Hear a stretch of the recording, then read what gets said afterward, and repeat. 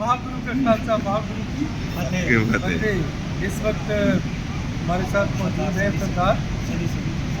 सरदार सनी सिंह।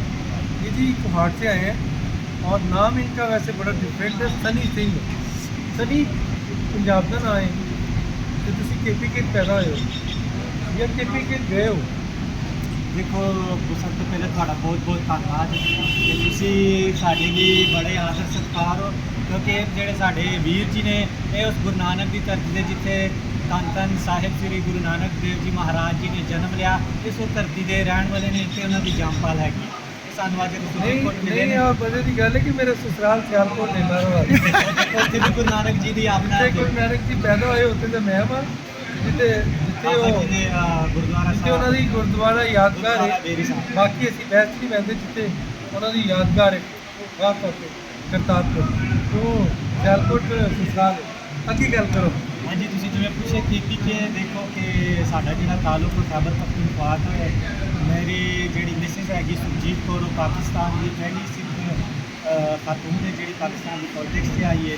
वो भी उन्होंने बड़ा ही एक चंगी पार्टी चुनी इमरान खान की पाकिस्तान तरीके साहब।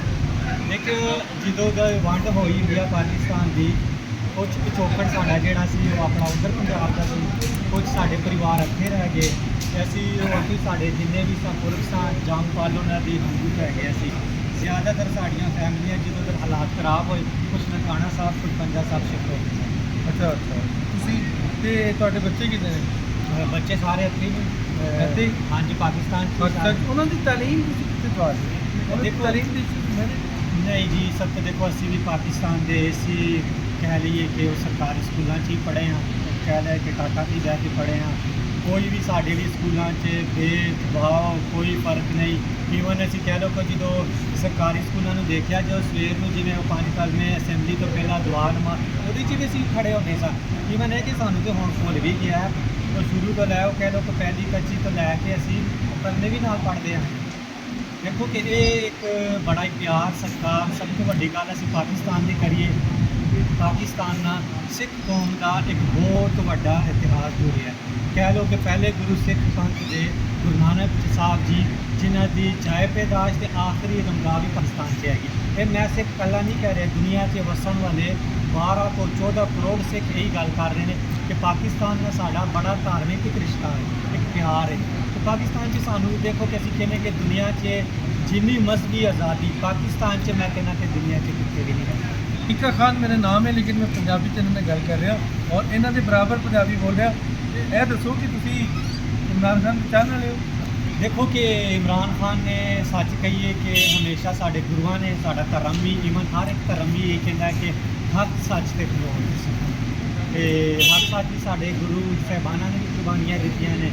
जो इमरान खान ने सिख कौम ने किया ना, मैं कला सिख नहीं कहता दुनिया से अज मैं थोड़े कैमरे के सामने कहना कि दुनिया से वास्ते 14 करोड़ सिख भी इमरान खान ली की अपनी जानी माली अपना जोड़ा धाड़ भी सिर ये भी लवाण लिए तैयार। बिल्कुल बड़ा तजर्बा रहा साडा जो अमरीका इमरान खान की तकरीर चल रही थी बतौर प्राइम मिनिस्टर। खान साहब उस वक्त वज़ीर आज़म थे, बाहर बड़ी सेवा की गई। जो एहतजाज चल रहा था पाकिस्तानी कम्यूनिटी का कश्मीरियों का, उस वक्त चूँकि मकबूजा कश्मीर का स्टेटस चेंज किया था तो एक एक्सट्रीम की वहाँ पे रजिस्टर थी कश्मीर कम्यूनिटी में पाकिस्तानियों में। और सानू उत्थे मक्खन के साग ते मकई की रोटी भी अमरीका जैसे शहर सिखा ने सिख भाई जोड़े ने उन्होंने दिखी। वैसे साडा बड़ा प्यार है सिखा नाल। देखो अगर अपना भाईचारे की गल करिए सिख मुस्लिम भाईचारे के बाबा गुरु नानक जी के तुहानू पता भाई मरदाना जी उन्होंने कह लो जिवें तुसीं कहंदे कि उन्होंने स्टूडेंट है सन, उन्होंने बाबा जी ने बड़ा अरसा गुजारिया। भाई मरदाना जी नाल रबाबी सन बाप बजाते सन तो उन्होंने बड़ा ही उन्होंने अरसा गुजारिया। तो देखो ये अपना ईवन सिख मुस्लिम की पारी इंसानियत। लो जी इस तो पहले कि मैं तुहानू इंट्रो च नहीं दस सकिया सर, असीं इस वक्त सुप्रीम कोर्ट खड़े हैं। रिजर्व सीटां का मामला अंदर जेरे समात है और एक किसी को नहीं पता कि रिजर्व सीटां PTI नूं वापस मिलदियां या नहीं मिलदियां, क्योंकि वो रिजर्व सीटां 42 सीटां जिहड़ियां ने वो चूँकि सुन्नी इतिहाद कौंसल दियां बाकी जमातों को तकसीम हुई सन तो अदालत ने फैसला करके वापस तो कराई हैं। लेकिन क्या वो वापस मिलनगियां PTI नूं या सुन्नी इतिहाद कौंसल नूं, ये फैसला होना बाकी है। तो बड़ी गर्मा गर्म बहस जारी है, ताबड़तोड़ हमले ਜਿਹੜੇ ਆਏ ਨਹੀਂ ਹੁੰਦੇ ਉਹ ਇੱਕ ਦੂਸਰੇ ਦੇ ਵਕੀਲ ਕਰ ਰਹੇ ਨੇ ਤੇ ਜੱਜਸ ਉਹਦੇ ਤੇ ਡਿਬੇਟ ਕਰ ਰਹੇ ਨੇ। ਨਵੀਆਂ ਨਵੀਆਂ ਚੀਜ਼ਾਂ ਆ ਰਹੀਆਂ, ਸਟ੍ਰੈਸ ਦਾ ਆਲਮ ਨਹੀਂ ਹੈ। ਕਿਤੇ ਸੁਨੀ ਇਤਿਹਾਦ ਕੌਂਸਲ ਸਨਬ ਹੋ ਸਾਨੂੰ ਮਜਬੂਰ ਕੀਤਾ ਗਿਆ ਸੀ ਕਿ ਅਸੀਂ ਨੋਮੀਨੇਸ਼ਨ ਜਮ੍ਹਾਂ ਕਰਾਈ ਸੀ ਤੇ ਐਸਾ ਵੀ ਸੂਰਤ ਹਾਲ ਹੈ ਹਰ ਬੰਦਾ ਲੜਨਾ, ਲੇਕਿਨ ਮਜਬੂਰ ਕੀਤਾ ਗਿਆ ਸਾਨੂੰ। ਆਖਰੀ ਵਕਤ ਤੇ ਆਪਸ਼ਨ ਹੀ ਨਹੀਂ ਬਚਾਇਆ ਤੇ ਜਾਣਾ ਜ਼ਰੂਰੀ ਸੀ, ਪਾਰਟੀ ਦੇ ਵਿੱਚ ਰਹਿਣਾ ਜ਼ਰੂਰੀ ਨਹੀਂ ਸੀ। ਇਹ ਪਾਰਟੀ ਦਾ ਪੈ ਰਿਹਾ, ਲੇਕਿਨ ਇਹ ਸਾਰਾ ਘੇਰਾ ਕਿਸ ਤਰ੍ਹਾਂ ਤੰਗ ਹੋਇਆ ਸਾਰਿਆਂ ਨੂੰ ਪਤਾ ਹੈ। ਇਸ ਵਕਤ ਪੀਟੀਆਈ ਨਾਲ ਬਿਲੋਂਗ ਕਰਦੇ ਨੇ ਤੇ ਉਹ ਉਮੀਦਵਾਰ ਨੇ ਤੇ ਪਾਕਿਸਤਾਨ ਦੀ ਪਹਿਲੀ ਸਿੱਖ ਹੋਏਗੀ ਜਿਹੜੀ ਸਿਆਸਤ ਆਏਗੀ ਸੂਬਾਈ ਅਸੈਂਬਲੀ 'ਚ, ਕੌਮੀ ਅਸੈਂਬਲੀ 'ਚ, ਵਾਟ ਐਵਰ ਤੇ ਆ ਚੁੱਕੇ ਨੇ। ਦੇਖੋ ਇਹ ਸਾਡਾ ਮੈਂ ਦੱਸਦਾ ਜਾਵਾਂ ਜਾਣਾ ਹੈ। ਦੇਖੋ ਕਿ ਬਾਹਰ ਜਾਂ ਬੇਟੀ ਵੂਮਨ ਹੋ ਕੇ 14 ਲੱਖ ਸਿੱਖ 14 ਕਰੋੜ ਜੀ 14 ਕਰੋੜ ਯਾਨੀ ਸਿੱਖ ਕਮਿਊਨਿਟੀ ਵਾਸਤੇ ਬੜੀ ਖਬਰ ਹੈ ਕਿ ਰਿਜ਼ਰਵ ਸੀਟ ਤੇ ਲੈ ਰਹੀ ਹੈ ਜਿਹੜੀ ਪਾਕਿਸਤਾਨ ਦੇ ਵਿੱਚ ਪੋਲਿਟਿਕਸ ਕਰ ਰਹੀ ਹੈ। ਔਰ ਇਹ ਤਾਰੀਖ ਅੱਗੇ ਚੱਲ ਜਾਏ ਚੀਜ਼।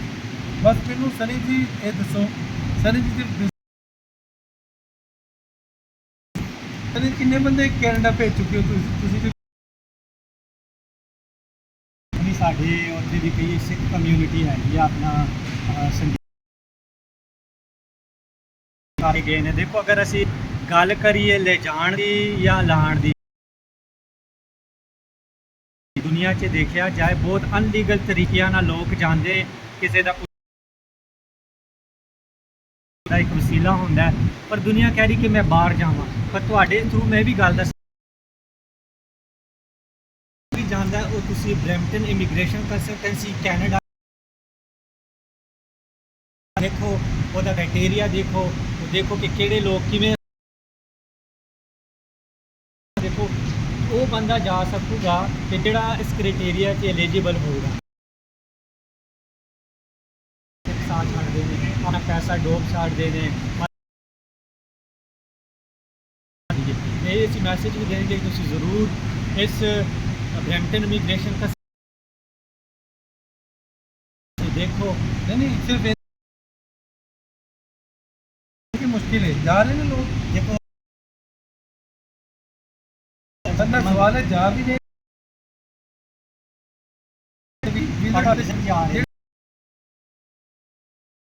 मसला हो गया, ये मसला मसलन ਜਿਹੜਾ ਜਾ ਕੇ ਆਣਾ ਜਿਹੜੇ ਜਾ ਕੇ ਉੱਤੇ ਸਕਿਪ ਹੋ ਜਾਂਦੇ। देखो ये तो ਹੁਣ ਗੱਲ ਅਸੀਂ ਅਕਸਰ ਕਹਿੰਦੇ ਐਂਡੂ ਤੇ ਦੇਖੋ